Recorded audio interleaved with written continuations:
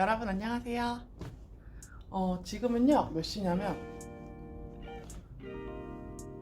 오전 12시 59분 새벽 1시예요.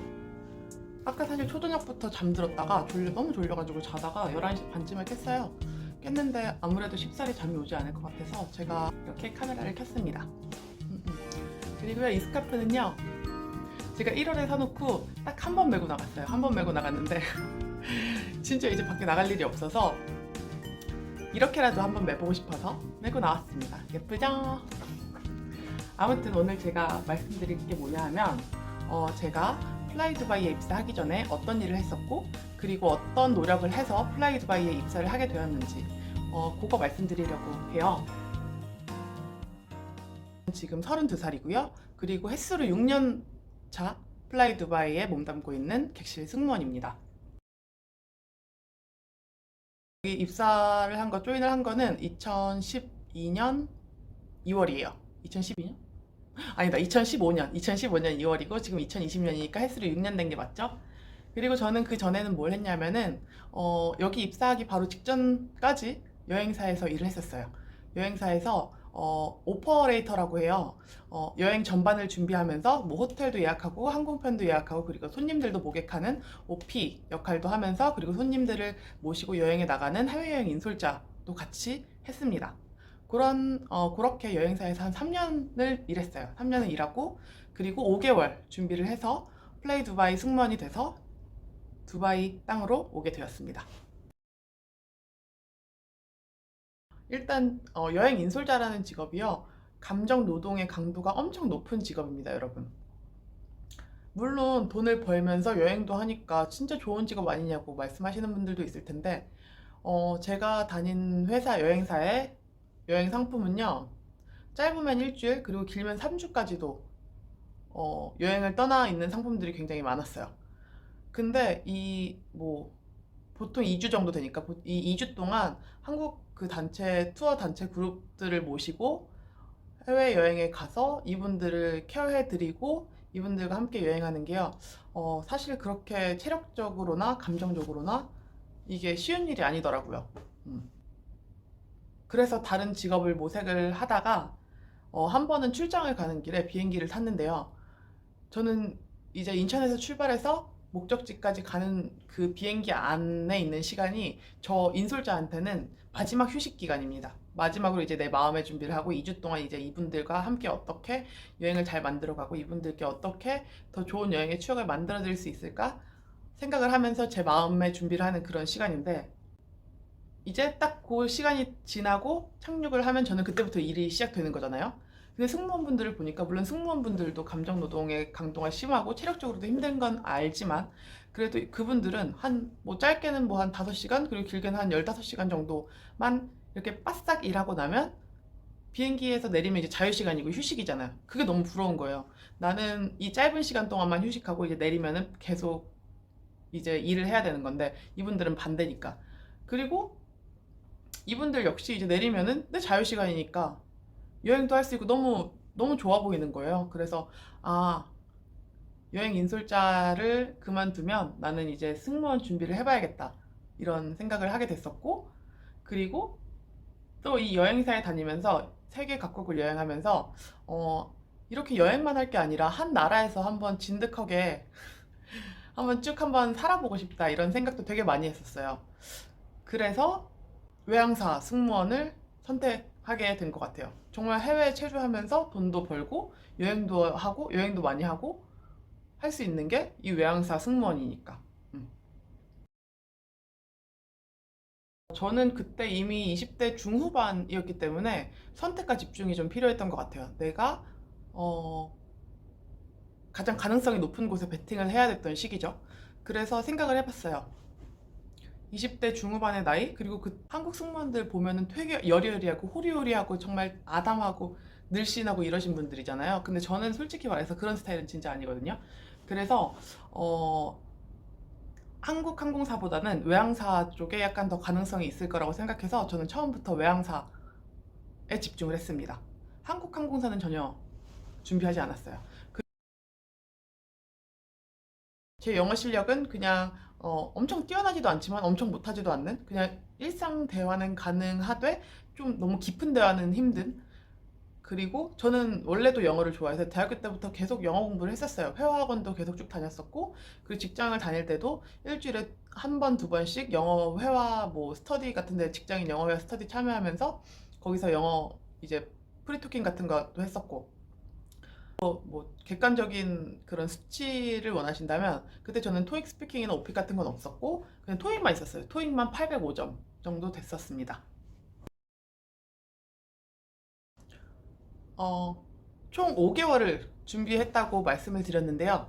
이 중에 2개월은 회사를 다니면서 준비를 했었고, 그리고 3개월은요, 회사를 다니지 않으면서 준비를 했습니다.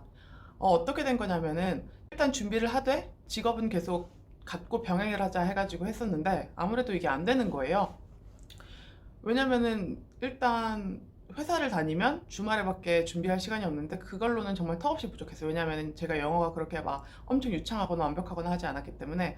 그래서 사장님께 말씀드렸어요. 사직서를 내겠다고 그만두겠다고 말씀을 드렸는데 사장님께서 정말 감사하게도 3개월 동안의 휴가를 줄 테니까 그동안 네가 해보고 싶은 걸 해보고 만약에 안 되면 다시 돌아오라고 그렇게 말씀해 주셔서 감사하게도 3개월 동안은 돌아갈 곳이 있다는 전제하에 굉장히 마음 편하게 제가 하고 싶었던 제가 해보고 싶었던 걸 다 해볼 수 있었던 것 같아요.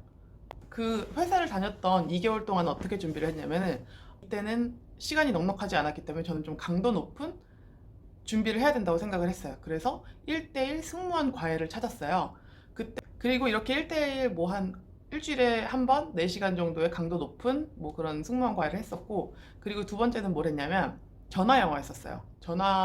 왜냐면은 한국에서는 외국인이랑 이렇게 프리토킹을 할 수 있는 기회가 많지 않으니까 전화 영어를 했었는데, 요거는 의지가 굉장히 강한 분들께 추천을 드립니다. 왜냐면요, 이 전화 영어는 일주일에 3번 그리고 15분씩 했었는데 이게 전화하고 강제성이 전혀 없다 보니까 자꾸 안 받게 돼요.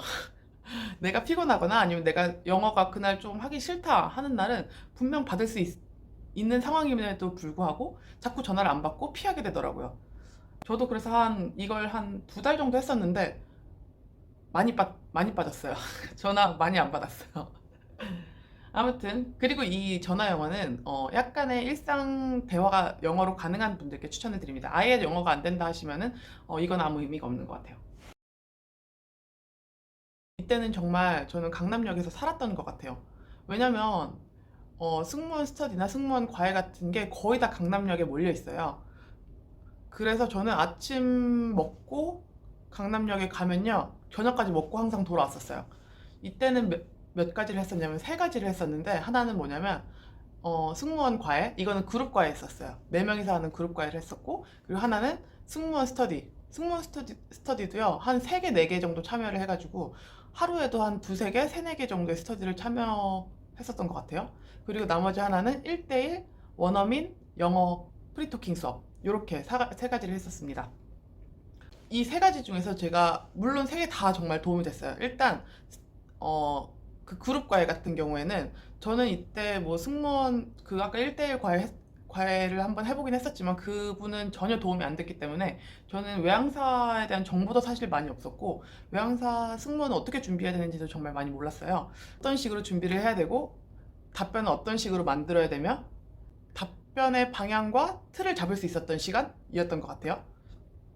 그런데 이것도 사실 시간이 한정돼 있잖아요. 일주일에 이거는 2번 해서 1시간 반인가 2시간씩 해서 그렇게 했었던 건데, 그리고 그룹 과외다 보니까 온전히 저한테만 집중될 수 없기 때문에 이거는 큰 틀을 잡는 데 도움이 됐었고, 그리고 이 큰 틀을 잡은 다음에 스터디에 가서 저는 정말 많이 연습을 했던 것 같아요. 큰 틀 어떤 방향으로 답변을 만들어야 되는지 알았으니까 이제 여러 가지 저만의 답변을 이렇게 준비를 해서 스터디 가기 전에 사람들 앞에서 이야기하는 연습을 하고, 그리고 정말 여러 가지 상황에 질문을 만들고 그리고 답변을 만들고 하는 과정이 정말 많이 도움이 됐어요. 그리고 스터디 안에서는 이제 모의 면접 같은 것도 하고 내가 만들어 온 답변을 다른 사람들과 공유를 하면서 피드백도 하는 과정에서 이렇게 만들어 볼 수도 있겠구나, 답변을 이렇게 만들어 볼 수도 있겠구나 는 생각도 했고, 그리고 다른 분들이 만든 답변을 또 들으면서 뭐 저렇게 대답해도 굉장히 좋은 답변이 될 수 있구나.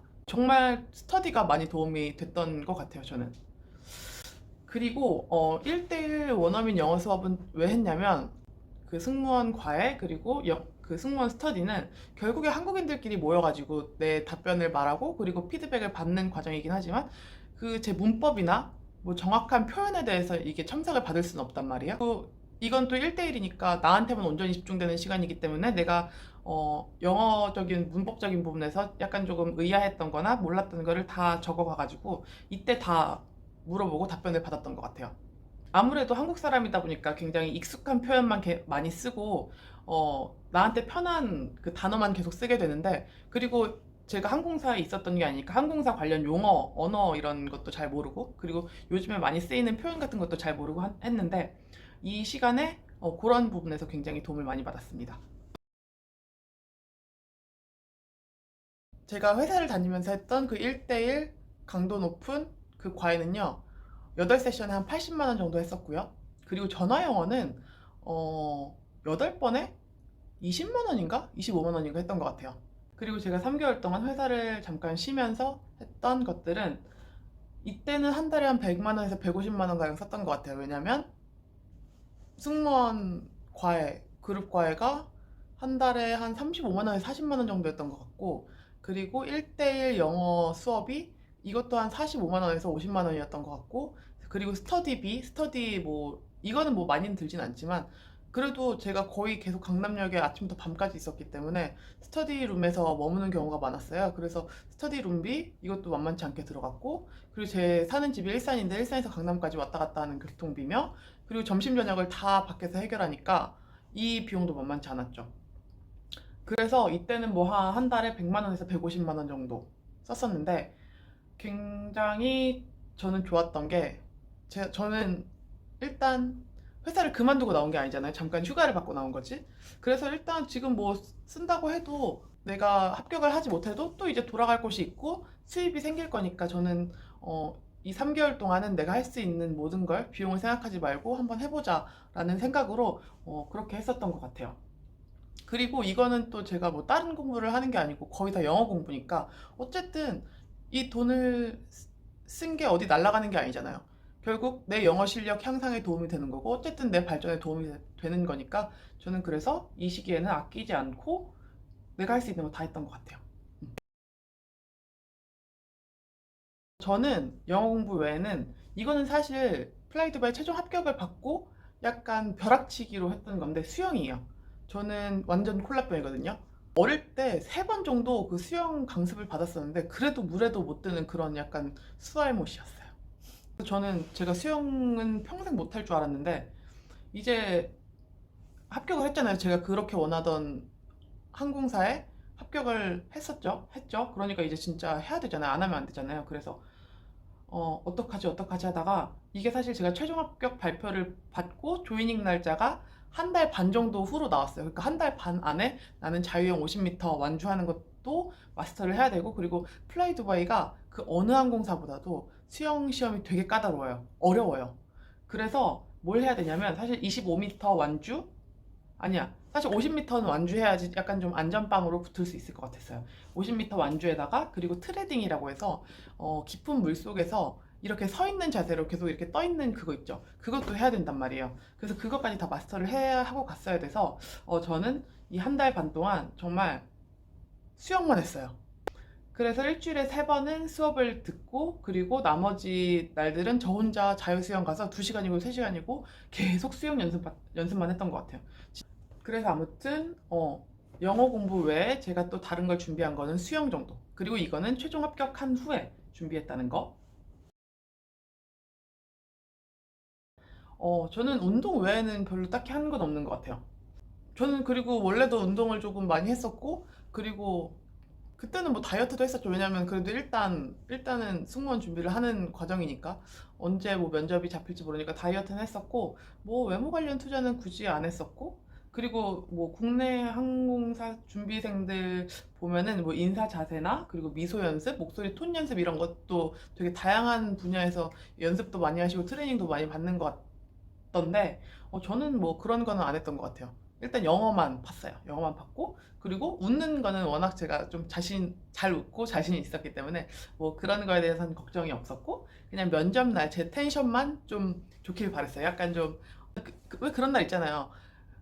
어떤 날은 영어가 진짜 잘 나와. 영어 말도 진짜 잘 되고, 막 대화도 엄청 술술 잘 풀려. 근데 어떤 날은 진짜 이유 없이 영어도 안 나오고, 단어도 생각 안 나고 그런 날 있잖아요. 그러지만 않길 바랬던 것 같아요.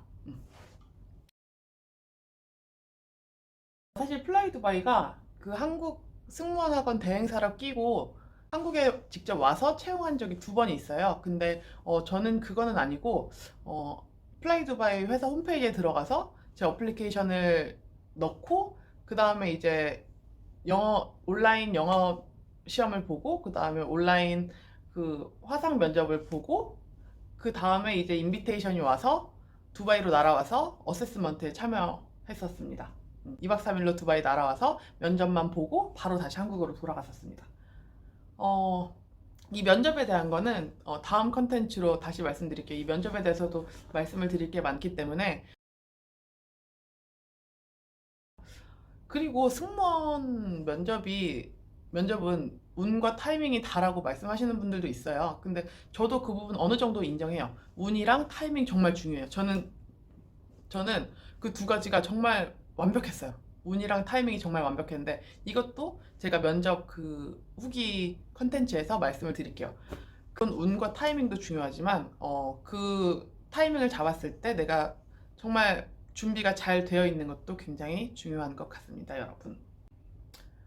아, 그러면 다음 편에는요, 면접 후기랑 같이 저의 아주 보석 같았던 운빨과 타이밍에 대해서도 말씀을 드리도록 할게요. 여기는 나이에 대해서 되게 좀 관대한 것 같아요. 40대 신입 승무원으로 들어오는 사람들도 있고 하기 때문에, 나이 때문에 망설이시는 분이 계시다면 저는 그냥 도전해 보셔도 될 것 같고, 그리고 외모. 한국에는 뭐 대한항공상, 아시아나상 뭐 그런 거 있잖아요. 승무원상이라는 게 있는데, 사실 저희는 그런 거 없어요. 왜냐면 저희 회사는 정말 확실한 게, 승무원이 약간 뭐 하늘 위에 뭐 미소천사 뭐 이런 거 절대 아니고요.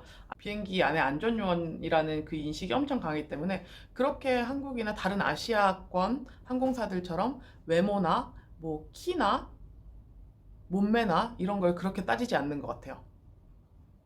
그리고 여러분 또 궁금한 게 있으시면요, 댓글로 남겨주시면 제가 만약에 그거에 대해서 할 말이 많으면 새로 따로 컨텐츠를 만들 수도 있고, 그게 아니고 뭐 간단하게 대답을 드릴 수 있는 거면 답글로 답변을 드릴 테니까, 어떤 질문이든 좋으니까 댓글로 남겨주시면 좋겠습니다.